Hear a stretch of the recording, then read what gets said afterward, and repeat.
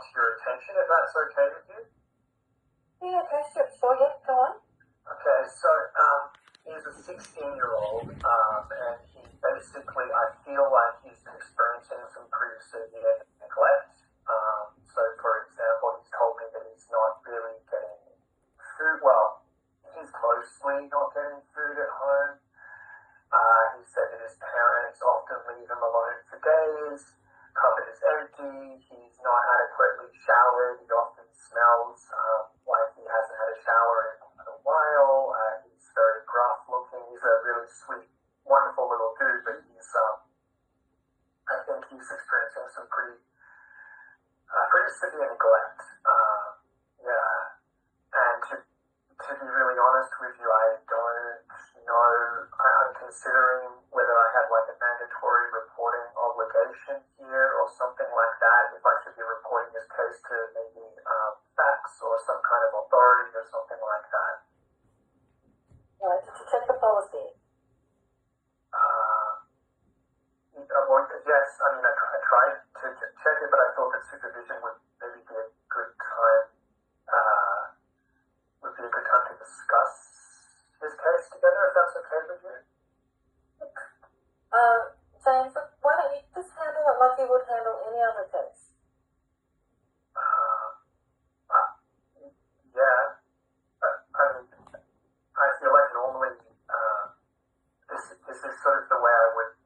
Normally, I would consider mandatory reporting if there is a young person whose safety is at risk like this. I mean, it ticks a lot of the boxes. Like we've got the parental leave and neglect. We've got the lack of adequate nutrition over a long period of time.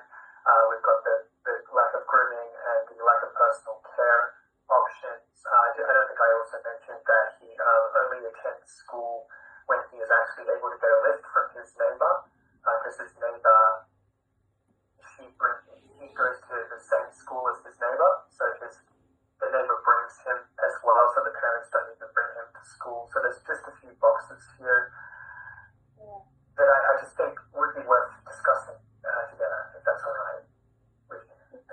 Yeah, okay, I can see your concerns, but I just want, are you sure that the client isn't exaggerating? Because when you make a report, you know that's going to create a lot of paperwork for you.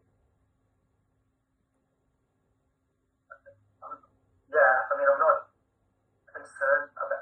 So I'm not sure. Oh, I don't know for a fact that it's not exaggerating, which is kind of why I want to bring it up with you.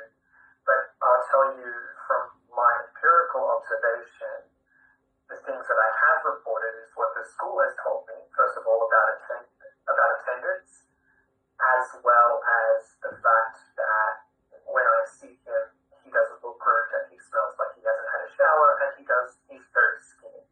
You know, could some of the things he's saying to me be exaggerations potentially? But I think that's kind of normal for a teenage boy anyway, especially when he's experienced.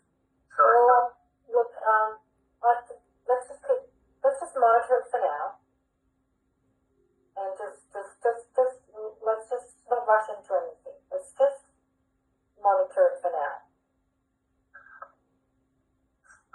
So you don't think we should escalate this?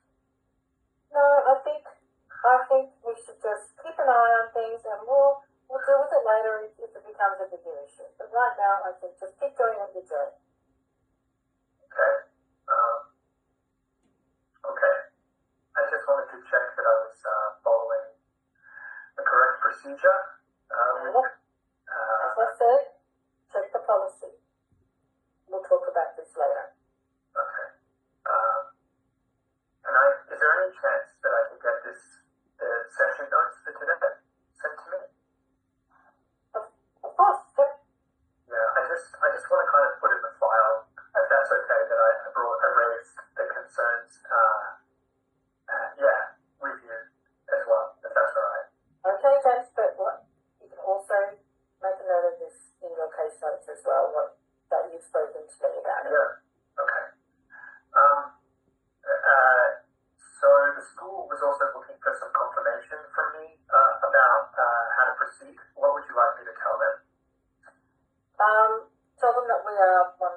situation, and that if it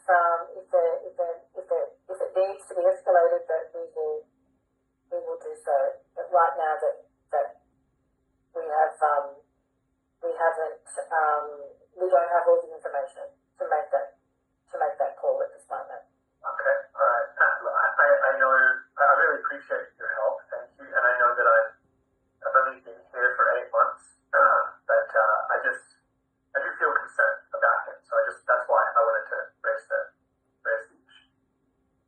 Okay, Jennifer, I've really got to go now. So thank you. Thanks for raising this with me. We'll talk about this later.